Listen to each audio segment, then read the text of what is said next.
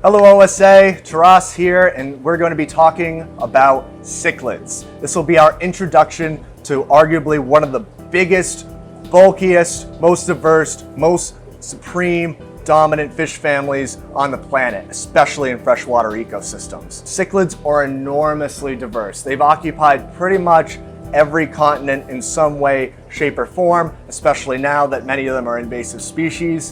I myself was in the Everglades a couple weeks ago, and you will be shocked at how many South American, African, Egyptian, and Asian cichlids are swimming around in North American waters. Cichlids, beyond all that, are an extremely important fish family in the aquarium trade. The aquarium industry in many ways got its new start in the 20th century with people keeping cichlids. African cichlids were one of the first major colorful fish that were able to be kept outside of community fish, and there's just this whole exciting rabbit hole when it comes to cichlids. However, they're also a huge family, and it's kind of difficult to walk in and get an introduction to what a cichlid is. I could say a tilapia is a good cichlid, but that wouldn't necessarily give you even a hair's length appreciation of all the different diverse structures and behaviors that cichlids have. So this is cichlids part 1, and we'll be going through the North American cichlids, the Central American cichlids, and then the South American cichlids up until the Amazon basin. So this is the subfamily of the Cichlidsomatidae. So these guys have two major tribes. We won't really go into so much of the taxonomy. All you need to know is that these guys originate from Texas, Mexico, southern United States, all the way through Central America, all the way down Costa Rica and Panama, and then right before the Amazon River Basin, that's when they started to diversify into some other forms of cichlids. But everything from Peru north is this subfamily of cichlids. Why do we care? Because this subfamily contains some of our favorite cichlid species in the aquaria. For instance, this is a subfamily that contains the discus.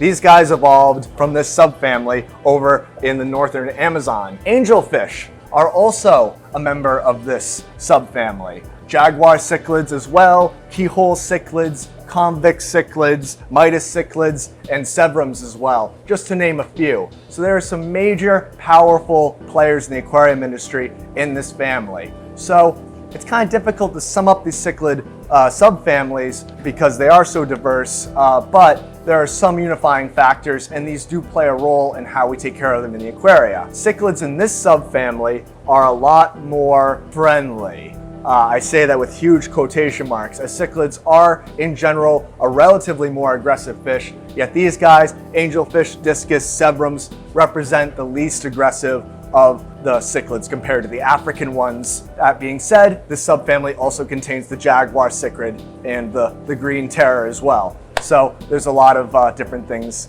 to be considered there. The second thing that relatively unites this family is the fact that they all deploy adhesive eggs. They are not mouth brooders. The angelfish and the discus will clear off different substrates, wood, sides of glass in the aquaria, rocks, and then they will exhibit some sort of parental care where both the male and female guard, oxygenate, and clean the eggs and take care of the fry, at least for a preordained period. Even though that unifies most members in the subfamily, there's also an extreme amount of variance. Angelfish, once their babies are more or less ready to go, we'll kind of let them do their thing, whereas discus adopted a strategy where they will allow the babies to feed off their slime coat to receive a first level inoculum bacteria. So that's a very brief and convoluted introduction to cichlids, but these guys, the green terrors, angelfish, discus, sebrums, they're all the relatively nicer guys, and they're all localized from North America down right before the Amazon River Basin. We'll be talking about the rest of cichlidae